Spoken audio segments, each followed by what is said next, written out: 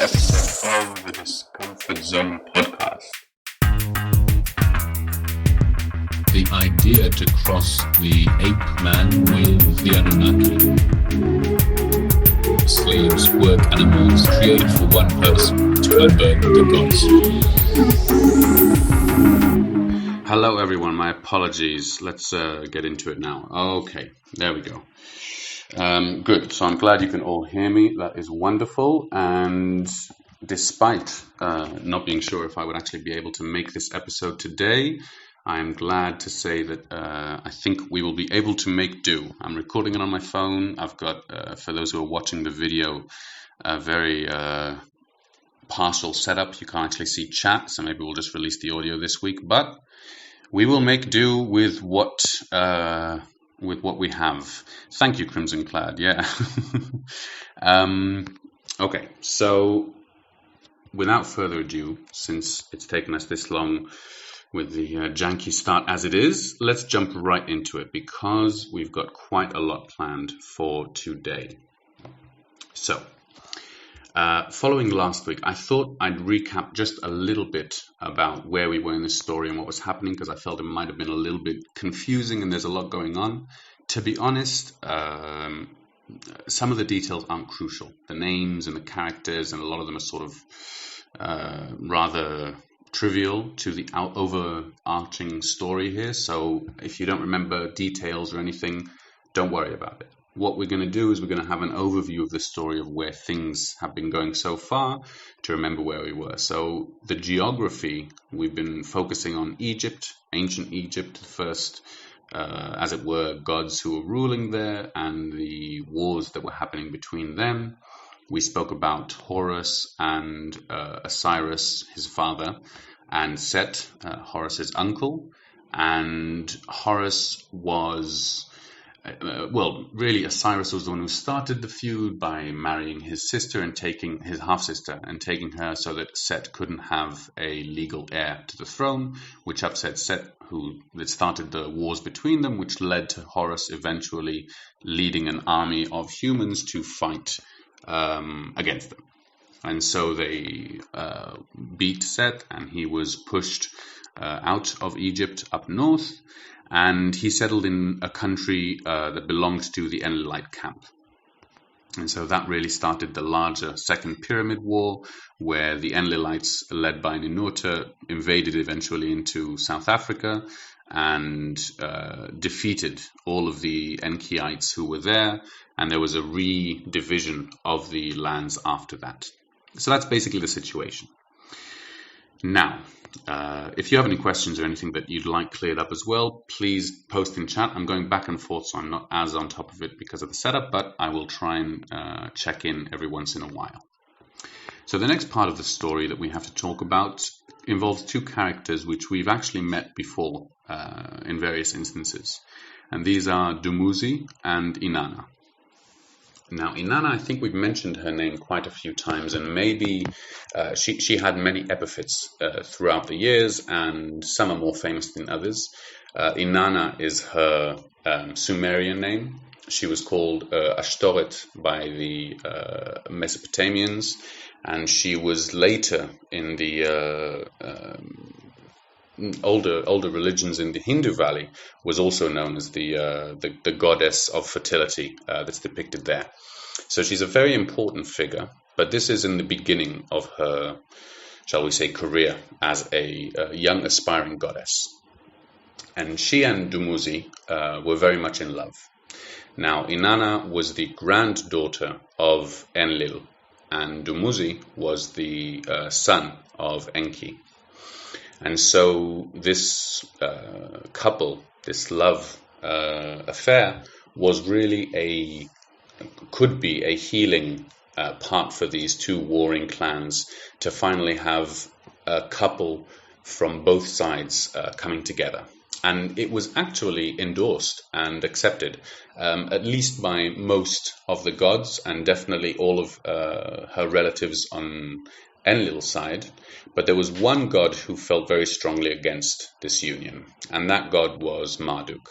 And we've mentioned Marduk before. Marduk is actually Dumuzi's older brother, and as such he felt that he was entitled to the throne, but as we saw throughout the stories, he again and again was superseded by his younger brothers, Ninkishizida and Dumuzi and other figures who in the Enki clan were receiving higher statuses than his.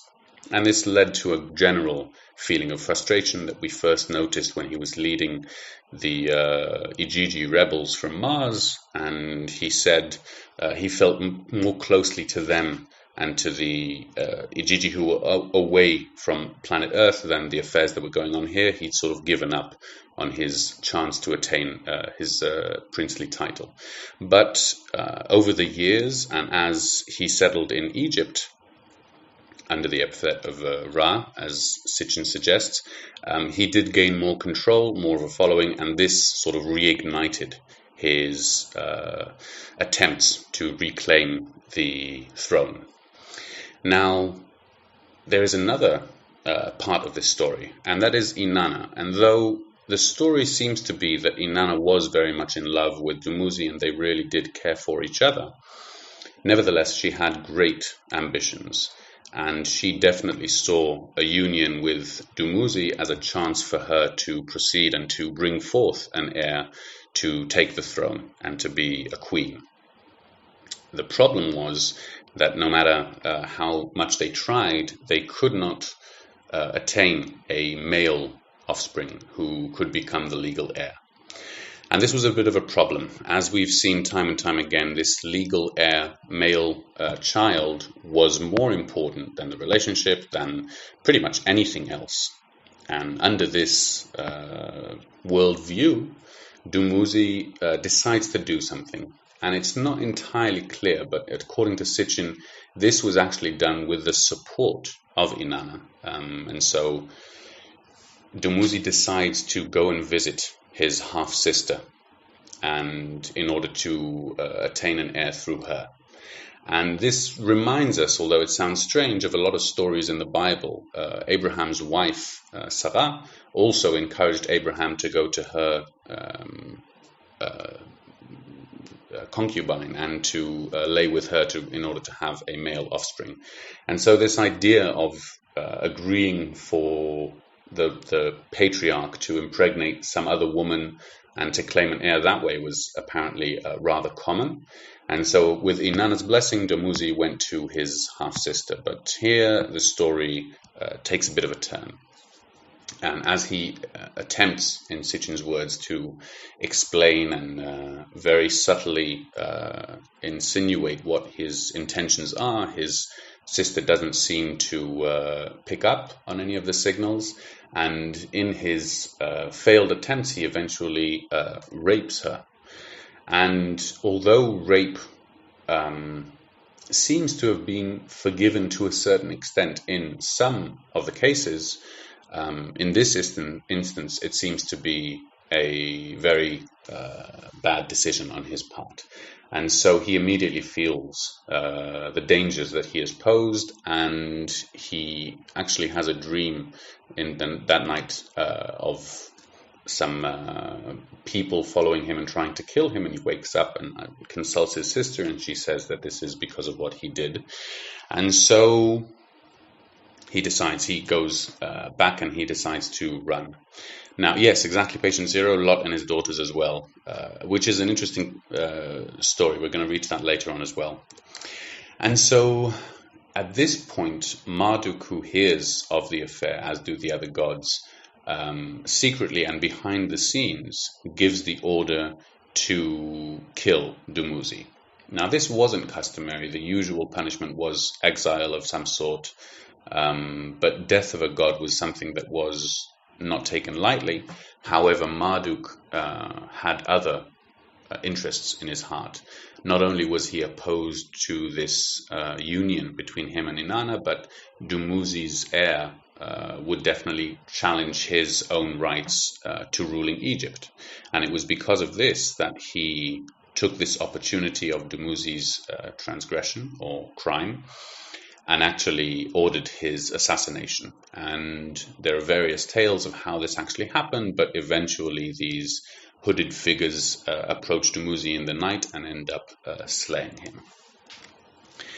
And so this leads to a rather interesting chain of events. It's a rather harsh act, even for what Dumuzi did to order the execution of a god, as it were. And Marduk isn't upfront about it and doesn't seem to be acting under the guise of the rest of the gods, but rather in his own thought and decision.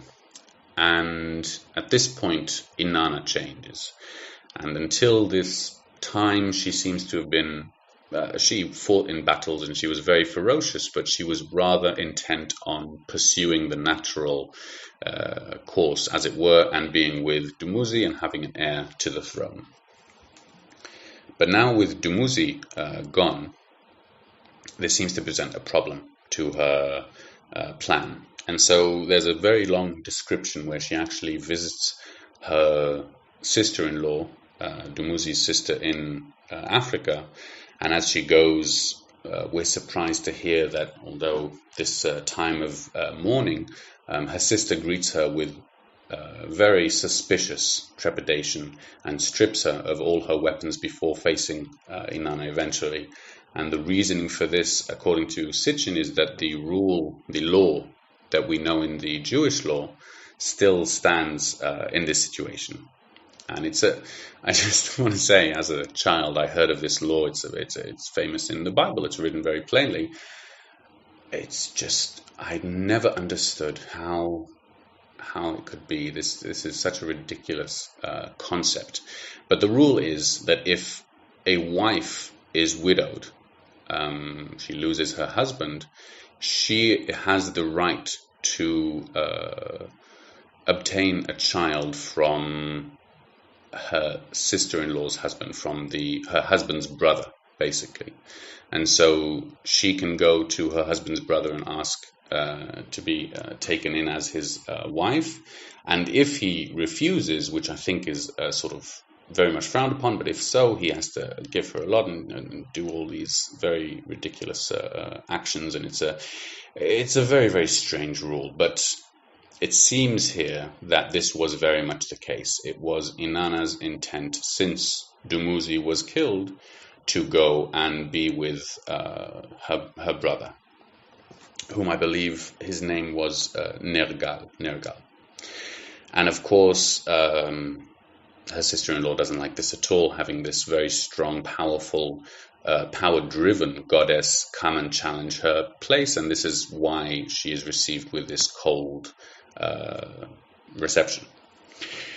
And so, following this, Innana decides that her place among the Enkiites is not as secure as it was. And so she decides to request from the gods and from Enlil, etc., a land to claim as her own, which until now she didn't have because she was with Dumuzi. And so at this point she decides to request. Now, following what happened with the rest of the Enkiites, it obviously can't be in Africa, and all of the lands in Mesopotamia are already given to Enlil's other offspring. And so it's decided, the other gods convene and decide to give Innana her own land, and that is what we know as the Indus Valley. And so we've mentioned the Indus Valley a few times. Honestly, there is enough information about the history of that place to go into great detail. And as I keep saying, and I will continue to say, it's very hard to sort of pick and choose what to leave in, what to take out. And there's a vast amount of information that I am not even mentioning. When it comes to the Hindu Valley, if you've never heard of the history and don't know what I'm talking about, I'd recommend just reading up about it, watching something about it. It's completely mainstream and documented, not Sitchin's suggestion of what happened, but the mystery of the civilization that seems to have appeared out of nowhere from the north and sprung overnight into a completely successful and very advanced civilization that seems to have survived until today, more or less, obviously in different forms, but the establishment of human civilization there is something that is really inexplicable among mainstream sciences. So if you've never heard of it, go and study it. And with this in mind, remember that Innana was given this land, and so she arrived and started building this civilization. There's a lot of stories of how she did this, and she very wily, she cunningly tricked Enki, as it were, into giving her the information, the seeds of civilization, the different technologies that were required, and this sort of gave her a head start. And there's a lot of information that we are just going to skip right over. The reason we're skipping right over is because there's a lot more that went on well after the Indus Valley. And so if you are interested, if it's something that you haven't heard of before, I highly recommend going to check it out. So we will continue with this new goddess and the new land that seems to have started. And this change of the guard, as it were, or this approach of a new player, is something that really shook up the system. And so until this time, Enlil's reign in Mesopotamia was certainly challenged at times by various other minor gods or by different humans or kings who had come. But with Innana in play, this was really the first time that he was truly challenged. And so as she selected her king and advanced her city and had her temples built there and grew stronger, she started conquering the areas around and raised a larger army. And at this point, she started attacking the cities that were around the Hindu Valley and encroaching on Enlil's territory. Now, at this point, it's interesting to state we're I can't remember the exact timeline, but a few hundred years past that first war where Horus took men to fight. And at this point, the situation seems to be getting out of hand with Innana's new reign and expansion of her empire. The human beings who are living in this place, people who are living both farm lives and the armies and soldiers, start to wage their own wars. And so they start to attack neighboring cities, farmlands around, and this really instigates a new era. And this era of human beings fighting without a god leading the battle, human beings fighting amongst themselves, really brings a volatile period to the empire. And this very volatile period, as we see time and time again, even to this day, brings with it something else. And that is a powerful leader to unite the country and to raise an empire. Now, this story, I say it like that because I think everyone has heard of these instances in history. There is a very volatile, chaotic state, lots of infighting, lots of trouble, lots of strife. It demands a strong and powerful leader to be chosen and take control. And often, one way or another, that leader does bring an age of peace, but it's always through a lot of fighting and violence. Now, I'm not here to challenge this notion in any way right now. That's not the point. But the point is that this is one of the important periods, as it were, in history. And the reason is that the king who Innana selects to lead her empire is named Sargon. He's actually named, I can't remember his Sumerian name, I apologize, but we in modern history know him as Sargon the First. Now again, that name might not mean anything to you, probably more Lord of the Rings than anything else, but he was a famous ruler of his period. And he created the kingdom that we now know as Akkad, or the Akkadian Empire. So we've been speaking about the Akkadian Empire. The Akkadian language is actually the precursor to Hebrew, obviously among the Semitic languages, but it's one of the more ancient Semitic languages. And this is the beginning of that empire. And so Innana, along with Sargon I by her side, starts to establish this empire and to unite all of these distant warring parts of it. Now, the story here, again, yes, anti-comic blood. So Sargon I, Sargon of Akkad, that's exactly the person we're talking about. He's a real character. I know that this often sounds like a sci-fi novel, a lot of it. But this is, according to Sitchin, obviously, Sargon I was Innana's choice of, as it were, king to lead her empire and to unite the land. And so Sargon actually does a very good job. And obviously, it is claimed both in his words and the people of his time that this was due to his being able to follow the rule of the gods.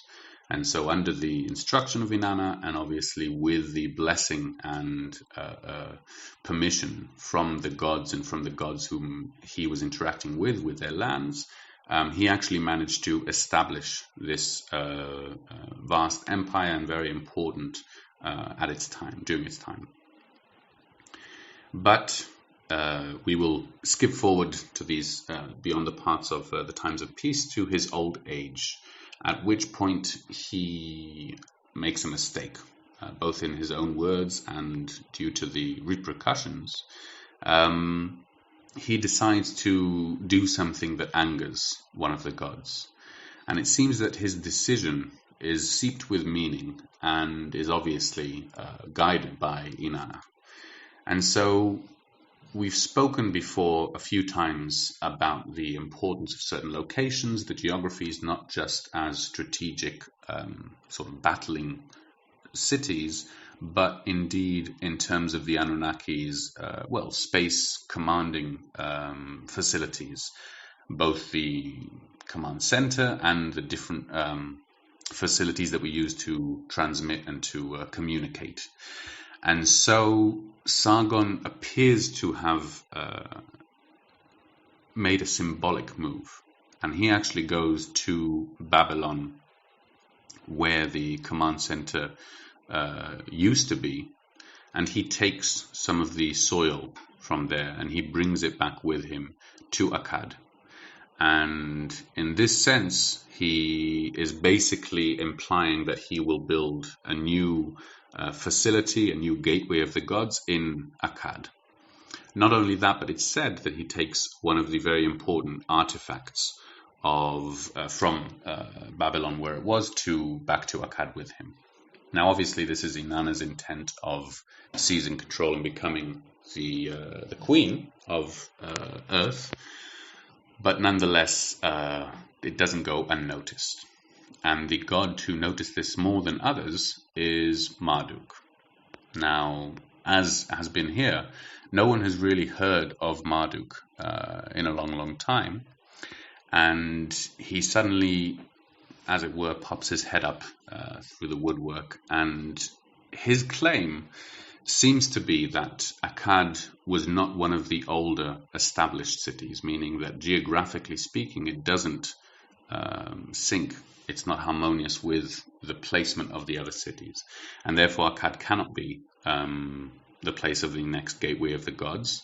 And so Marduk decides to return after all of these years in exile in Egypt and to reclaim Babylon.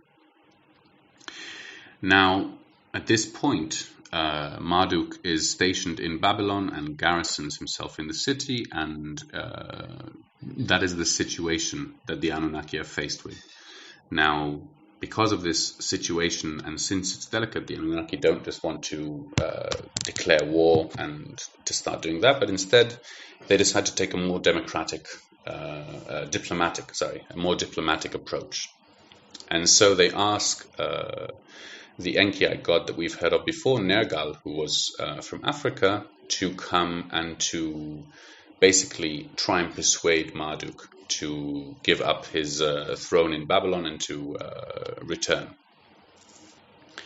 And so, surprisingly, Nergal comes to Marduk, and their interaction is rather calm and civil, and he actually succeeds. And Marduk agrees to the terms that Nergal states, but has one very important thing to say, and that is that he asks that the water system of Babylon and the important gems that are providing the power not be touched. That place be off limit, as it's a system that he put in place, and that's his only request.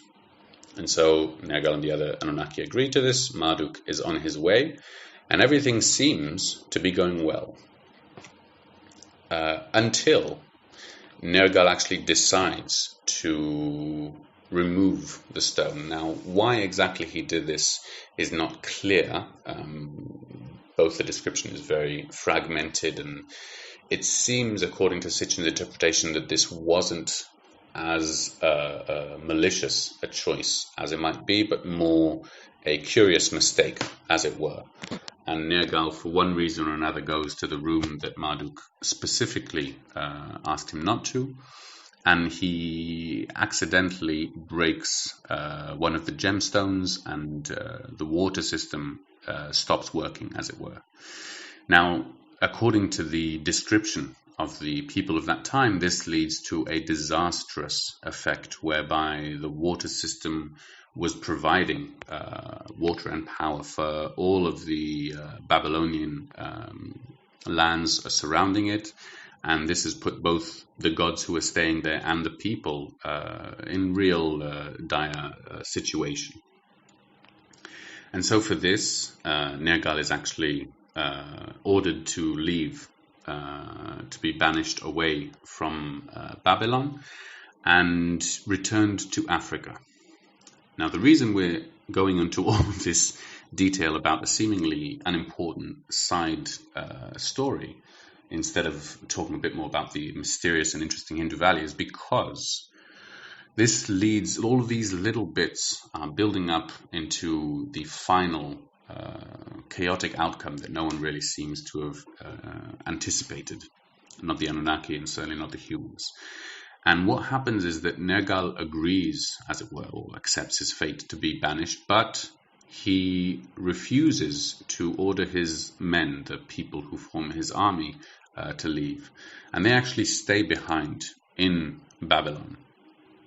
And so we're going to touch back on that, I think, probably in next week's episode. So, at this point, Nergal is banished and returns to Egypt. Marduk agrees to leave and returns to Egypt as well. And Innana is there in Akkad, having lost, now that Sargon I has died, and another state of various kings rising to the throne, and none of them being able to really take on the role and control the kingdom back to the way it was. Okay. So let's see, how are we doing for time? 11:30. Okay, in chat, I'm sorry, I haven't been... okay, I don't think we've... Thank you very much for the comments. It's always good. I apologize this week to the video viewers for not having the chat up and running. I hope to have it next week, but I will try and relay what's important and crucial to the show. So, at this point, Innana is still sort of not unsatisfied, but once more, as it were. And she decides to take things a step further. And in her quest to achieve power, she forms an alliance with Nergal. And so this, again, we'll come back to later, but Innana manages to find another king to lead her army once again, and this king, whose name is Naram-Sin, is actually Sargon I's grandson, and he rises to be the next successful king who rules for many, many years the Akkadian Empire.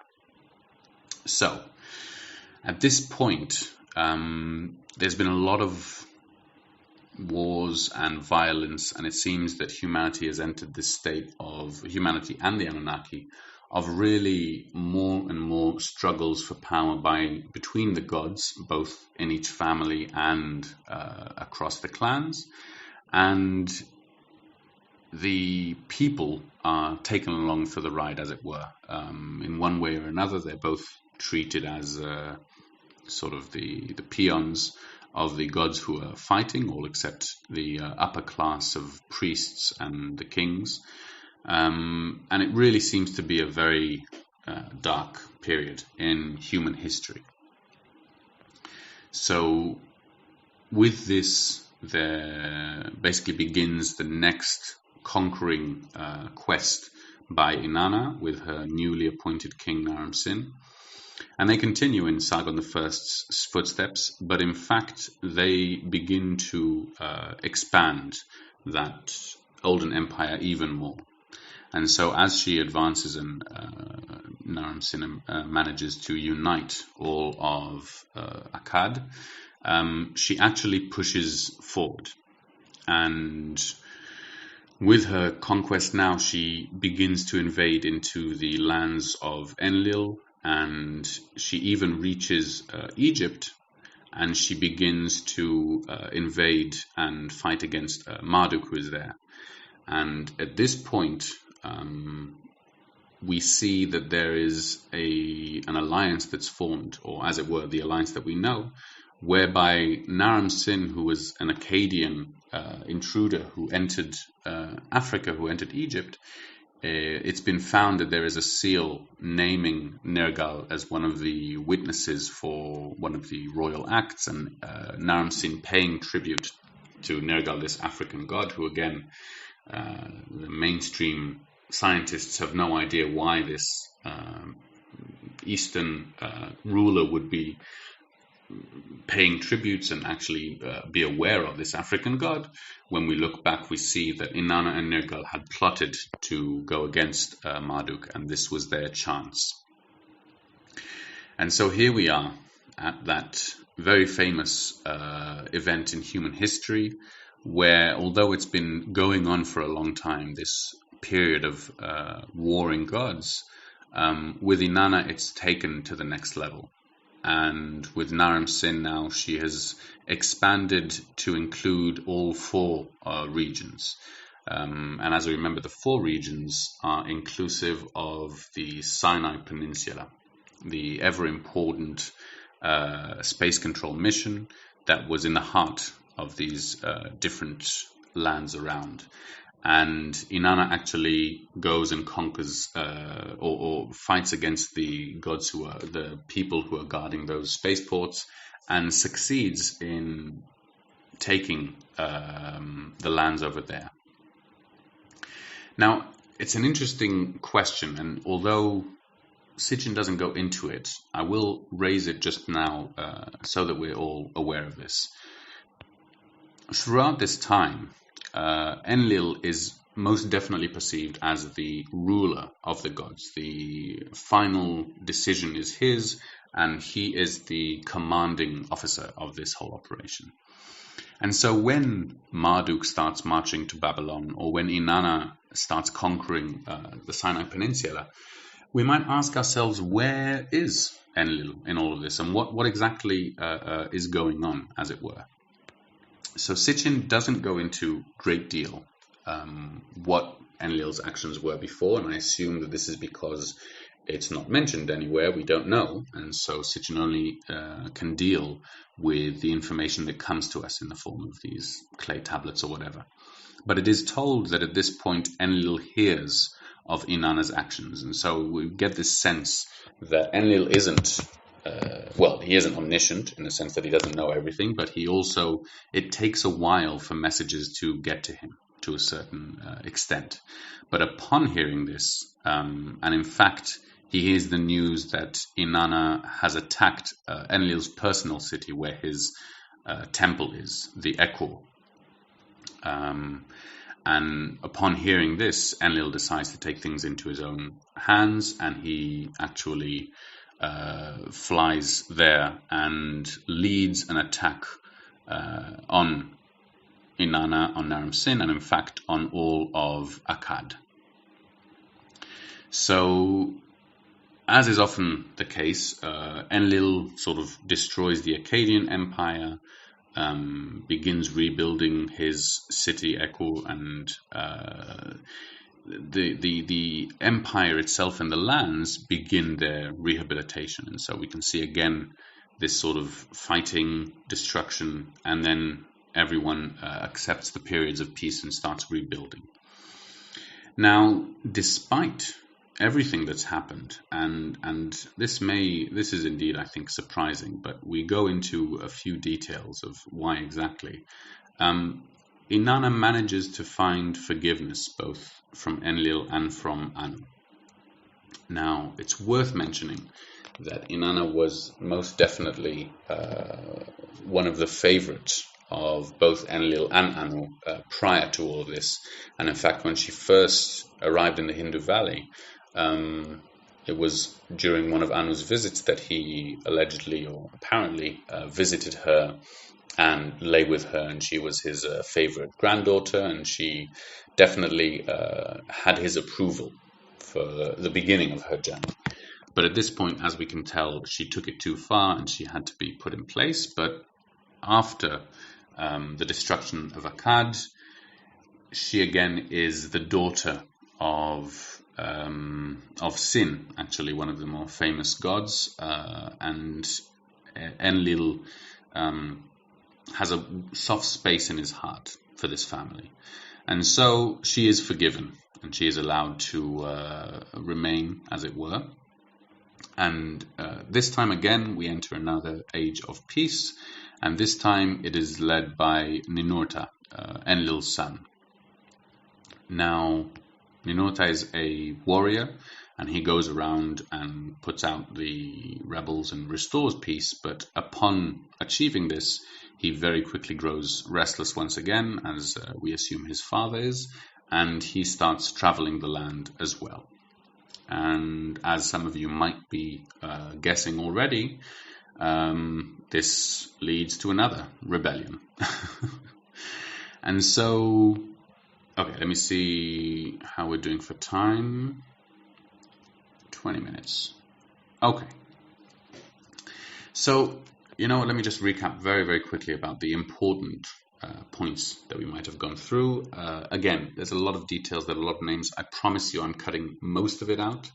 But this progression of the relationships is important to understand what comes next. And so if we consider Innana's character, as it were, until now, we can see that she is very much power-driven. And starting out as a relatively younger, more quiet goddess, less experienced and therefore obviously less bold, from the moment of Dumuzi's passing, she takes the reins and she empowers herself, as it were, to become really one of the most dominant, if not the most dominant goddess from the Sumerian pantheon. And so here we have Innana in place, challenging the older gods in a way that it's hard to imagine any of the other younger gods doing, since she found so much favor, obviously being a female as well, amongst Enlil and Enki and Anu, and it seems that everyone was really seeing her with in a good light. Opposite of this, we have Marduk, who seems to be sort of the villain of the tale. His story is definitely a sad one, being again the older brother who is robbed of his, in his eyes, rightful position, but he decides to follow his own moral compass and in it disobey a lot of Enlil's and the other elder gods' decisions. And time again, he instigates these wars in order to take control, but he is defeated once more. And so these two warring forces are really pushing the situation forward. We have to remember that until this point, the gods, the elder gods, Enlil and Enki, I'm sure they never imagined their children fighting and killing thousands of people in order to gain control of Earth. It was very much considered a sort of, side mission. And here we can see, as we saw with the story of the Titans, this newer generations of gods who have less respect for the older authority, who are more ambitious and more interested in the control on Earth than the other gods who came before. And here it's sort of building up this pressure. Every empire that's raised with a king and left to crumble is building into this very volatile situation of more and more strife, mistrust, and general negativity that seems to be building up amongst the gods' relationships. Not a very good situation to be in, and in fact bears a lot of importance in relation, I think, to our times today and saying over the past 100 years. There's a price psychologically, consciously, that everyone pays for living in this sort of environment and forgetting the possibility of peace or accepting the normality of war. Really does deteriorate over time and doesn't just remain the way it was. So, having said that, Innana doesn't stop there, and she once again decides to take things into her own hands, and she actually steals the Sitchin calls it an artifact. Now, we're not exactly sure what it is specifically, or the technology, but it seems to be a crucial part of the mission control facility, and one that's necessary for everything to be functioning, as it were. And so she takes this artifact, and Enlil has sort of had enough, and he decides that this can't be left alone, as it were, anymore, and he actually chooses a new successor to come, and this successor is actually Sin, the god Sin, to be the leading god of Sumer, and Sin chooses a human to be the new king. Now, this human, who's named Ur-Nammu, the beloved of Ur, as it were, is a demigod. He is actually a half-son of one of the gods. Now, the reason I bring him up, another character, another name, we really don't have to remember all of these, but his, again, was an interesting story that seemed to push things forward in that direction once again. So, he was a beloved beloved ruler by everyone, both the people and the gods. He knew his place. He did a very good job of appeasing everyone, of retrieving diplomacy and peace to all of the warring parties around, and really seems to be taking the story in a very good direction until during one of his expeditions and during one of his wars, he actually is riding his chariot through the battlefield, and his chariot gets stuck in the mud. And as it does, he is flung off and he is left on the battlefield. It's not clear why, but he ends up dying there in the mud, disgraced, as it were. Now, this is obviously a very shocking development for the people of the time, and they were very much in favor both of him and the work that he was doing. And to top it all, on the way back to Ur with the boat with his body, his boat actually sinks, and the body is lost at sea. Now, this statement that Sitchin mentions could be perceived as very small and unimportant, but I think it holds something very, very crucial to our understanding of this story, of our history, and of our place today in the world. At this point, the people, Ur-Nammu's people, simply cannot understand how the gods have allowed such a thing to happen. Now, if we think about that, for us, it's obviously rather surprising. Even before we go into all of the Anunnaki story, things happen, and bad things happen to good people, and there's no real way of avoiding it. But this lets us glimpse into the perception of that time, whereby if you appease the gods, if you do as they ask, no harm can come to you, which I'm sure some people feel today as well, obviously. But I think the majority of humanity today realizes that even if you believe in God, even if you worship God, the relationship isn't that he somehow owes you something or will definitely protect you in your time of need or save you. But at that period in time, the people simply couldn't understand how this had happened, how the gods could have allowed both Urnamu to die and then for his body to be lost at sea. But what's interesting about this is their reaction, because at this point I assumed, as it were, in the story, that this was the beginning of atheism. This was the big revelation. Oh my gosh, the gods are not omnipotent. They can't save even the king in a battlefield. We have to change things up. But no. What this led to was that the following king who was appointed seems to have been stricken by this paranoia, and his whole being is tending to worshipping as many of the gods that he can.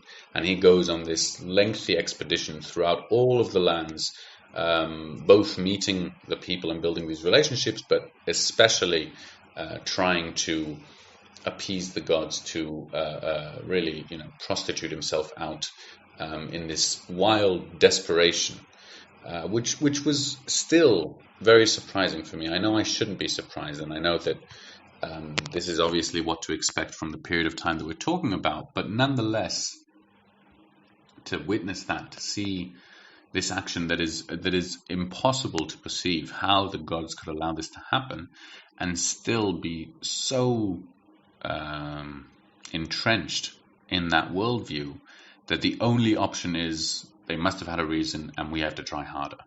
That's a very dysfunctional, I believe, way of thinking and level of consciousness. I'm not judging, obviously. I mean, I believe that anyone who was in that same position would be the same, but it's just such a stark contrast between where we are today. And for me personally, this feels like the real issue. The reason I'm talking about these things, relaying the information, taking up all of your precious time, is because I really do believe that these ideas are worth exploring. And the reason is that as we explore, as I've said before, this ancient human history that was all recorded by humans, even those who completely believe in gods admit that it was humans who put it to writing as well, whether they were told to do so by gods. This is humanity's story.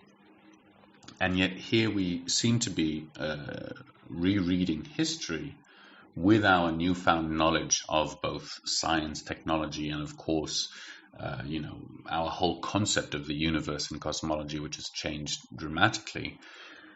Being able to see through the descriptions, read through the poetry and the language that's used, and be able to glean information that can be so important to our understanding of humanity, of our history, of how we achieved or how we got to where we are today, and how this might be affecting us even now. And so, okay, let's see, we've got 9 minutes. Oh my gosh, I don't know about you, that felt like it went by very quickly. Okay, 9 minutes, I think we're going to give that a stop there. I hope you enjoyed this episode and it wasn't too name heavy, as it were, but we're really trying to reach this crucial point that we're working towards. I know I'm building it up, and that's not what you're supposed to do with with any kind of the arts, but nevertheless, I don't want to reveal it too quickly, because as with a lot of these concepts, if I just, come up to people as would be expected and say, hey, you know that aliens came to Earth 300,000 years before humans and created us, that's a very hard pill to swallow. Whereas if you come and say, here is the evidence, let's look through it, give me, a few years of your life and I will explain everything. At the end of it, it's easier. So I don't want to give away too much and have it blow the surprise, but I believe that it will be worth it. Okay, enough of that rambling. Let's have a look quickly, because I haven't been in chat, and see what's been going on. I see Rondon's comic. Marduk desires not the barren wasteland of your desiccated viscera. What's that from? Is that a meme, or is that really a show? If that's a real show, Rondon, I got to see what that is. Yes, inbred psychopathy. Exactly. It's interesting because, I mean, obviously, listening to these tales of both incest, rape, all the different things that are going on, it's very, very hard with the Me Too culture to actually perceive, that something like this could have happened, as it were. But we do know for a fact, as appalling as it is, that this was very much the way humans behaved in the ancient East. Among kings and royalties, unfortunately, this was not unheard of. This was, in fact, the norm, which is both surprising, as it were, and slightly frightening, but nevertheless seems for me to strengthen the argument even more. How could it be? What happened? What was the trail that led, the path that led a clan leader to the Eastern model of a king, which, if you don't know, the king, as we've been talking about here, the godly figure. And I think that this explanation of these external rules and laws being passed down from the Anunnaki to humans is a very powerful explanation for how things could be so messed up down the line. Okay. I'm starting to wonder if that's the problem with the world. I think definitely one of the problems. We seem to have quite a few, but yes. Did you ever read Political Ponerology? Ponerology. Is that addressed to me? If so, no. I'm not sure if I could pronounce it. Ponerology. Everyone just stop having sex. You probably don't know how related you are to that person. It was for patient zero. Okay. Yeah, again, when you look back at, as we said last week, hereditary is a very strange thing. But, I mean, for years, there's been a running joke about the English monarchy all being inbred and, incestuous. And in fact, I mean, not to get too far into the deep end 5 minutes before the end of the show, but if you look at a lot of the royal bloodlines through the years, I mean, you don't even have to look at it recently, but we know for a fact that it was customary for the bloodline to be the deciding factor on who would be king, not merit, not anything else, but simply your hereditary, your genetics, as it were, who you were born to. And if that's the leading, deciding role, then obviously that is going to cause a change in the way that people behave when it comes to offspring. So it's just so hard to imagine these things. Well, even being then, but being all the way in modernity. I mean, there are still monarchies. It's just, I'm so surprised, and I mean, I'm not, I don't want to step on anyone's toes. Being British, as it were, born, most of my extended family are very, very, very pro the Queen, basically, and the royalty, the royal family. But just, it's so bizarre viewing it as a positive thing. I can accept saying, it's a great tourist attraction. It brings lots of money into the country, which isn't true. It costs a lot more money. But I can accept you talking about it without emotion, trying to see a rational side. But people, her subjects, again, really love her emotionally. It's like, if you see the Jubilee celebrations and people just standing out in the rain for hours, watching a depressed old woman who doesn't want to be there, it's just so mind-boggling for me, really, and that Israeli side of me has prevented me from being able to see any kind of legitimacy to it. Don't be surprised. Yes, absolutely. People are desperate for a Messiah, as you say, Richard, and I think people are very lazy when it comes to a savior, and would much rather someone tell them, I will take care of you, than start thinking, what's the right thing to do? Should I be doing this? Should I be challenging the status quo?